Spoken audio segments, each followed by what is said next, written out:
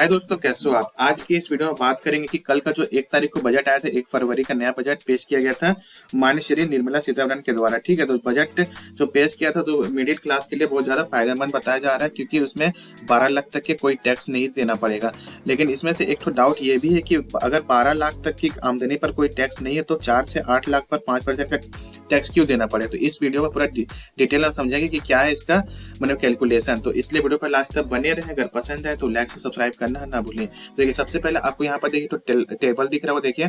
तो यहाँ पर देखिए ओल्ड स्लैब में, यहाँ पर देखिए पुराना जो स्लैब था तो उसमें आपको 3 लाख में 0% आपको टैक्स देना पड़ता था। फिर इसके बाद आपको यहाँ पर 3 to 7 लाख में आपको यहाँ पर 5% का टैक्स देना पड़ता, और 7 से 10 लाख में आपको 10%, और 10 to 12 लाख में आपको 15%, और 12 to 15 लाख में 20%, और 15 to 15 मैंने 15 लाख से ज़्यादा में आपको 30% का आपको टैक्स देना पड़ता था। लेकिन अब ये जो न्यू स्लैब आया इसमें आपको यहाँ पर देखिए 0 लाख से 4 लाख में आपको 0% आपको टैक्स देना पड़ेगा, और 4 से 8 लाख में आपको 5% देना पड़ेगा। तो इसमें से देखिए 5% आ रहा है टैक्स। तो इसमें अगर आप 12 लाख में टैक्स नहीं है तो इसमें 4 to 8 लाख में क्यों टैक्स देना पड़ता है, इसको समझेंगे एकदम विस्तार से। तो यहाँ पर पहले समझ लेते हैं कि अभी नया रेट क्या चल रहा है आपका टैक्स का।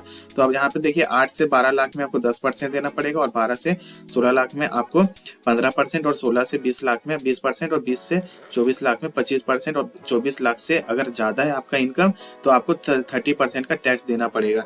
तो अब बात करते हैं कि अगर आपका 12 लाख में क्यों है फ्री और कैसे इसका कैलकुलेशन करेंगे। तो यहाँ पर देखिए, आप ध्यान से देखिएगा। तो यहाँ पर देखिए जो सरकार ने इनकम टैक्स की धारा 87A के तहत टैक्स रिबेट देती है। ठीक है, तो यहाँ पर देखिए रिबेट, टैक्स रिबेट होता क्या है पहले इसको समझ लेते हैं।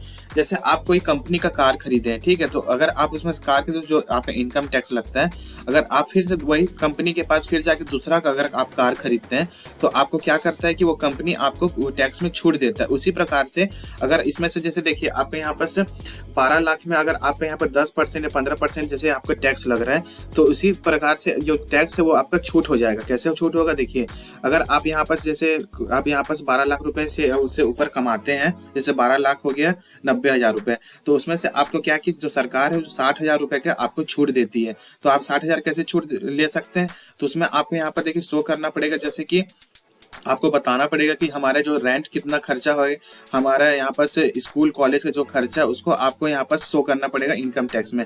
तो उस तरीके से आपको क्या होता है, सरकार ने यहाँ 60,000 का, जैसे देखिए 12 लाख में आपका 60,000 आपका बनता है इनकम टैक्स, तो आप उसमें से सरकार उसको छूट दे देती है 60,000 को। तो इसीलिए इसको बोला जाता है फ्री टैक्स, मतलब 12 लाख में आपको फ्री टैक्स लग रहा है। उसी प्रकार से देखिए अब यहाँ पर देखिए आप 8 लाख रुपए से ज्यादा के अगर आए हैं तो उसको इसका थोड़ा गणित समझते हैं। देखिए अगर किसी की इनकम 8 लाख रुपए तो मौजूदा स्लैब के मुताबिक इसको 30,000 रुपए टैक्स देना पड़ता है।